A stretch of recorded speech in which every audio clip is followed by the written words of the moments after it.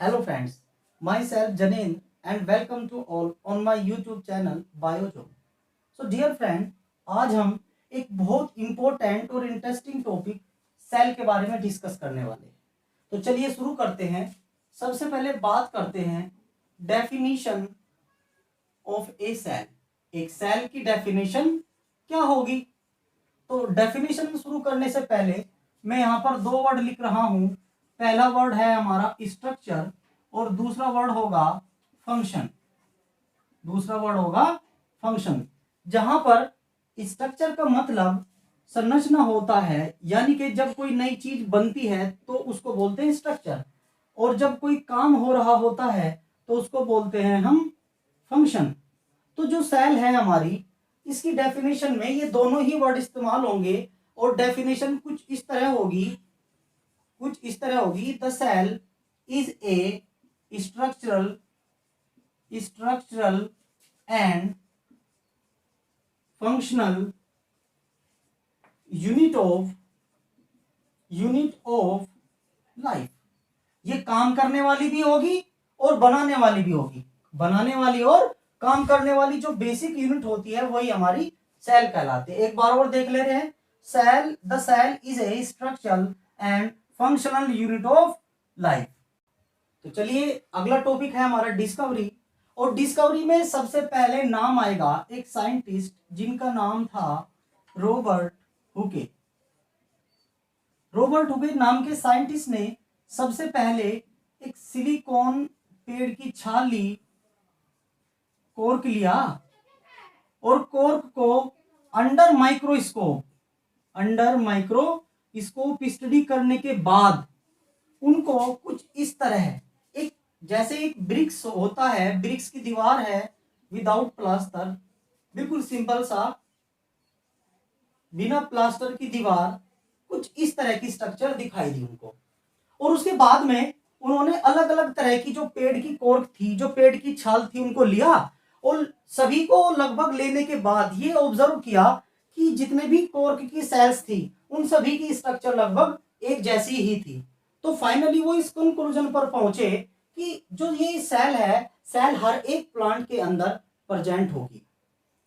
समझ में आया? तो ध्यान रखने वाली बात यह है कि उन्होंने क्या लिया, उन्होंने केवल प्लांट का डेड सेल का पार्ट लिया, प्लांट का। अब उसके बाद एक साइंटिस्ट और आए जिनका नाम था एंटोनी वॉन ल्यूवेनहॉक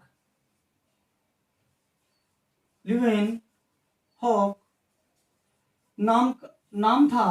और उन्होंने क्या किया, वो पहले ऐसे साइंटिस्ट थे जिन्होंने डिफरेंट टाइप की एल्गीज को, जैसे स्पाइरोगायरो को लिया और स्पाइरोगायरो को अपनी ही खुद की बनाई माइक्रोस्कोप के अंडर में ऑब्जर्व किया और एक पर्टिकुलर सेल का पता लगाया।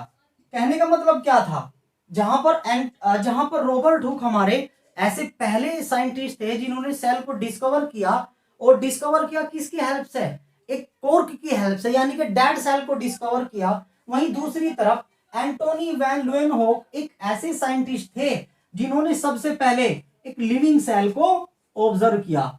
तो जो लिविंग सेल को ऑब्जर्व करने का जो क्रेडिट है वो जाता है ल्यूवेनहॉक को, जबकि डिस्कवरी ऑफ सेल जाएगा हमारा रॉबर्ट हुक को। या डेड सेल की डिस्कवरी किसने की, क्वेश्चन इस तरह से भी आ सकता है। और यहां पर एक साइंटिस्ट और थे, इंपॉर्टेंट है ये टॉपिक हमारा पॉइंट, जिनका नाम था रॉबर्ट ब्राउन।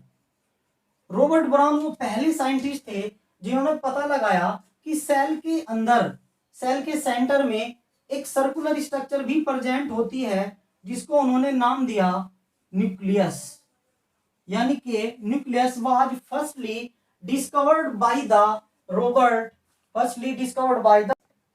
तो अगला टॉपिक है हमारा सेल थ्योरी।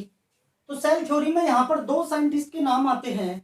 एक है हमारा मिथियस स्केल्डन, जो कि एक हमारे जर्मन बोटनिस्ट थे, और दूसरे हैं हमारे थियोडोर स्वान, जो कि हमारे ब्रिटिश जूलॉजिस्ट थे। स्केलेटन जी ने क्या किया, 1938 में डिफरेंट प्लांट को स्टडी किया और ये पाया कि जितने भी प्लांट होंगे हमारे, सभी प्लांट हमारे अलग अलग तरह की सेल से बने होते हैं। सेम पैटर्न पर 1939 में थियोडोर स्वान जी ने क्या किया कि डिफरेंट एनिमल टिश्यू को स्टडी किया और ये बताया कि जितने भी हमारे जो एनिमल टिश्यूज होते हैं वो अलग अलग तरह की सेल का बना था। तो उनका जो स्टडी करने का पैटर्न था वो लगभग सेम था और फाइनली दोनों के कंक्लूजन में एक बात निकलकर सामने आई कि कोई भी सेल, सपोज ये सेल है हमारी, कि कोई भी सेल हो, हर एक सेल के चारों तरफ एक पर्टिकुलर कवरिंग लेयर प्रेजेंट होती है। Every cell have a particular covering membrane और cell wall around them, it may be plant और एनिमल, चाहे वो प्लांट की थी या एनिमल की थी, उसके चारों तरफ एक प्रोटेक्टिव लेयर जरूर मिलेगी। तो अपनी इस बात को उन्होंने जो है रखा, लेकिन यहां पर एक प्रॉब्लम हुई कि वो ये एक्सप्लेन नहीं कर पाए कि कैसे एक जो सेल है हमारी, जो नई सेल बनी, उसका फॉर्मेशन कैसे हुआ, यानी कि नई सेल का फॉर्मेशन कैसे हुआ, वो इस बारे में एक्सप्लेन नहीं कर पाए। उसके बाद एक साइंटिस्ट हुए जिनका नाम था Robert Virchow, sorry Rudolf Virchow, Rudolf Virchow नाम के एक साइंटिस्ट ने स्टडी किया आरबीसी के ऊपर, यानी कि रेड ब्लड सेल को लेकर अपना एक्सपेरिमेंट किया और फाइनली एक कंक्लूजन ये दिया कि जो नई जो हमारी सेल होती हैं, जो डॉटर सेल होती हैं, वो अपने पेरेंटल सेल से ही मिलकर बनी होती है। तो बाद में उन्होंने क्या किया कि सेल थ्योरी के जो भी हाइपोथेसिस थी जो स्केलेटन और स्वान जी ने दिया, उनको रुडोल्फ विर्चो ने अपने साथ जो है उनको समाहित किया और समाहित करने के बाद एक कंबाइंडली एक थ्योरी को दुनिया के सामने रखा जिसको हम जानते हैं सेल थ्योरी के बारे में। लेकिन आपको ध्यान ये रखना है, क्योंकि इससे पहले स्केलेटन और स्वान जी ने दे चुके थे, तो यहाँ पर अगर क्वेश्चन आया कि वो प्रपोज द सेल थ्योरी, तो यहाँ पर आप स्केलेटन और स्वान जी का ही नाम लिखेंगे, ठीक है, ये एसोसिएट थे उनके। तो सबसे पहले पॉइंट में क्या कहा गया सेल थ्योरी के, सबसे पहले पॉइंट में उन्होंने कहा है कि ऑल द लिविंग सेल, दुनिया में जितने भी लिविंग ऑर्गेनिज्म होंगे, वो सभी लिविंग ऑर्गेनिज्म हमारे सेल से बने होते हैं। ऑल द लिविंग ऑर्गेनिज्म, सभी लिविंग ऑर्गेनिज्म हमारे किससे बने हैं, सेल से बने होते हैं। All the living organism is consist from cell. और दूसरे पॉइंट में क्या कहा है, दूसरे पॉइंट में कहा है कि जो न्यू सेल हैं, जो नई सेल हमारी बनती है, new sales is arise from pre existing process. ध्यान दें, प्री एग्जिस्टिंग प्रोसेस, अपनी प्री एग्जिस्टिंग प्रोसेस से मिलकर बनी होती हैं। जो भी नई सेल बनेगी अपनी डॉटर सेल से ही बनती है। तो दो पॉइंट इसमें आते हैं, इन दो पॉइंट को आप नोट कर लीजिएगा। तो अगला टॉपिक है हमारा शेप ऑफ द सेल। तो अगर हम शेप ऑफ सेल के बारे में बात करते हैं, तो आप देख रहे हैं यहाँ डायग्राम पर कि डिफरेंट टाइप की सेल जो है वो शेप की प्रेजेंट होती हैं। जो शेप है वो एक सेल की होगी। जैसे कि बात करते हैं रेड ब्लड सेल की, तो ये राउंड शेप की होती है। WBC व्हाइट ब्लड सेल या अमीबॉइड कोई पर्टिकुलर शेप नहीं होती। नर्व सेल फिलामेंटस होती है। मीजोफिल सेल ये प्लांट सेल होती है जो राउंड ओवल टाइप की होती है, उसकी शेप कुछ इस तरह होगी। और एपिथेलियल सेल हमारी लॉन्गिट्यूडिनल शेप की होती है। सो हम we can say that different shapes of cell have been present in different living organism. तो अगला टॉपिक है हमारा size of a cell. So अगर हम साइज के बारे में बात करते हैं, तो जनरली एक जो सेल का एवरेज जो साइज होता है 10 माइक्रोमीटर टू 20 माइक्रोमीटर होता है। जितनी भी लिविंग सेल्स हैं, या प्लांट की हो या एनिमल की हो, लगभग एवरेज जो साइज होगा वो इन दोनों की जो है फिगर्स के बीच होता है। लेकिन यहाँ पर एक्सेप्शन भी है, और वो एक्सेप्शन क्या है कि जहां पर जो सबसे छोटी सेल यानी कि स्मॉलेस्ट सेल जो होती है हमारी, जिसका जो साइज है, नाम है उसका माइको प्लाज्मा, जिसका साइज 0.3 माइक्रोमीटर होता है।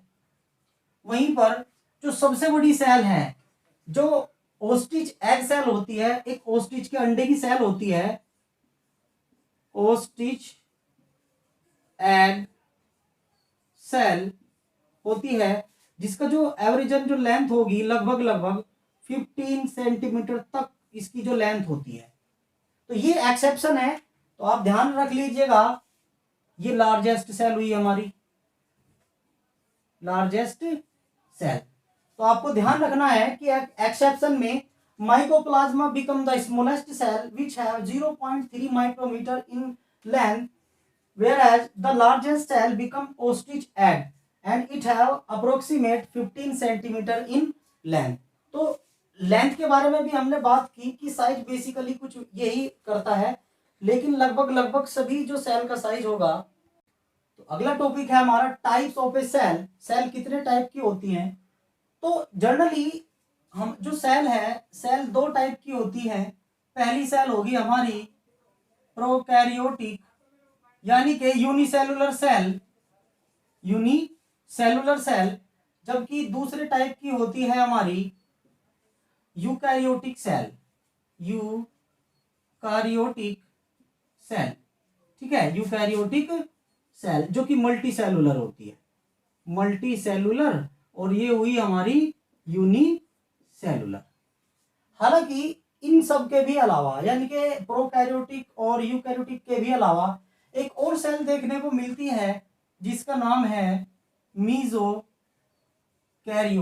एक ऐसी सेल जिसमें प्रोकैरियोट्स एंड यूकैरियोट्स दोनों के कैरेक्टर होते हैं, जैसे हमारा blue green algae, blue green algae यानी कि साइनोबैक्टीरिया। तो अगर आप आंसर में लिख रहे हैं तो एनसीईआरटी और बहुत सारी बुक्स में, लगभग सभी बुक्स में दो ही टाइप की सेल मिलती है, लेकिन कुछ बुक्स में चूंकि इस सेल का भी जिक्र है, इसके बारे में भी जिक्र है, तो मैंने यहाँ पर मेंशन किया।